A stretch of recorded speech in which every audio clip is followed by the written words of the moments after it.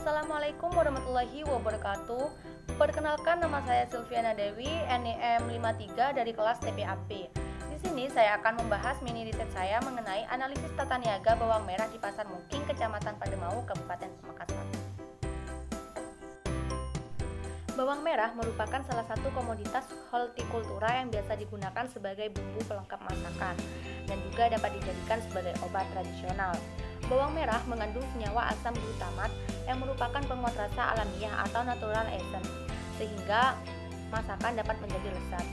Berdasarkan hasil survei Sosial Ekonomi Nasional atau Susenas yang dilakukan oleh Badan Pusat Statistik, konsumsi bawang merah dalam rumah tangga pada periode 2002 sampai 2016 terjadi peningkatan. Peningkatan ini terjadi pada tahun 2007, yaitu sebesar 3,014 kilo per kapita per tahun. Konsumsi bawang merah pada tahun 2015 sebesar 2,300 kilo per kapita per tahun atau naik 0,04% dari tahun 2014. Potensi bawang merah di Pamekasan. Daerah yang memiliki potensi produksi bawang merah cukup tinggi adalah Pulau Jawa, khususnya di Provinsi Jawa Timur, yang menempati urutan kedua sebagai daerah sentra bawang merah di Indonesia. Salah satu daerah yang memiliki potensi produksi bawang merah cukup tinggi adalah Kabupaten Pamekasan. Menurut Badan Pusat Statistik atau BPS Kabupaten Pamekasan 2013, salah satu kecamatan di Kabupaten Pamekasan yang memiliki potensial sebagai sentra komoditas bawang merah adalah Kecamatan Batu Marmar dengan lahan panen bawang merah seluas 1.998 hektar atau sekitar 54,2%. Produktivitas rata-rata bawang merah di Kabupaten Pamekasan sebesar 7,18% ton per hektar. Perbedaan tata niaga produk agribisnis dengan non-agribisnis. Tata cara pemasaran produk agribisnis berbeda dengan produk non-agribisnis.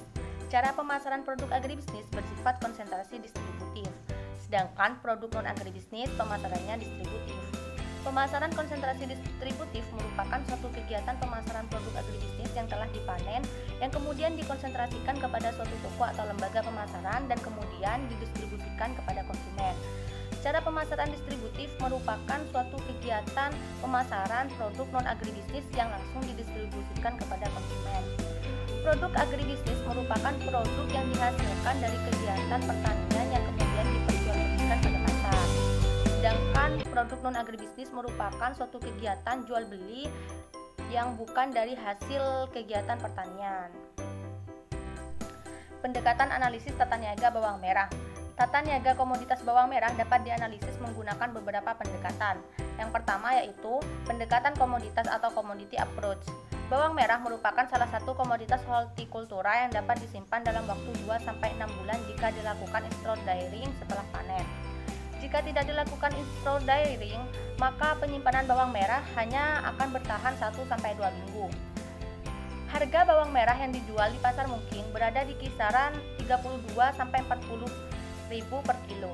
Harga tersebut tergantung dengan besar kecilnya ukuran bawang merah yang dijual oleh pedagang di pasar. Yang kedua yaitu pendekatan komoditas atau institutional approach. Dalam tata niaga bawang merah di Pasar Muking, lembaga pemasaran yang terlibat adalah petani bawang merah, pedagang besar, pedagang pengepul, pedagang pengecer, dan konsumen. Yang ketiga yaitu pendekatan komoditas atau functional approach. Fungsi pertukaran komoditas bawang merah yaitu berupa kegiatan jual beli bawang merah antara petani ke pedagang besar atau petani ke pengecer, pedagang besar ke pedagang pengepul ke pedagang pengecer, dan pedagang pengecer ke konsumen. Pada saat kegiatan jual beli dari berbagai rantai pemasaran terjadi penyusutan pada komoditas bawang merah. Penyusutan bawang merah tergantung dengan lama waktu penyimpanan dan panjangnya saluran pemasaran. Yang keempat yaitu pendekatan fungsi atau functional facility. Fasilitas yang digunakan dalam proses pemasaran bawang merah adalah fasilitas infrastruktur berupa jalan yang baik untuk proses distribusi bawang merah kepada konsumen. Fungsi fasilitas lain berupa penggunaan transportasi untuk mengefisiensi proses distribusi bawang merah. Analisis struktur bawang merah di Pasar Muking. Struktur pasar komoditas bawang merah dapat dihitung dengan market share, CR4, dan IHH. Dari hasil perhitungan didapatkan nilai market share sebesar 86,957 yang angka tersebut menunjukkan bahwa struktur pasar komoditas bawang merah yang terdapat di pasar Muking adalah pasar dominan. Hasil perhitungan CR4 sebesar 0,99. Angka tersebut mengidentifikasikan bahwa struktur pasar komoditas bawang merah yang terbentuk di pasar Muking adalah pasar monopoli atau monopsoni karena nilai CR4 lebih dari 0,8. Hasil perhitungan nilai IHH sebesar 0,216 menunjukkan bahwa struktur pasar yang terbentuk adalah oligopoli atau oligopsoni. Analisis perilaku pasar bawang merah di pasar Muking. Lembaga pemasaran yang terlibat dalam saluran pemasaran komoditas bawang merah adalah petani, pedagang besar, pedagang pengepul, pedagang pengecer, dan konsumen.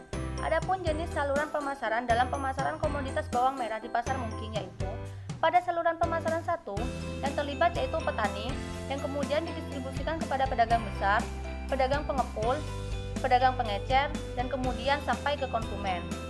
Saluran pemasaran yang kedua yaitu petani, pedagang besar, pedagang pengecer, dan konsumen.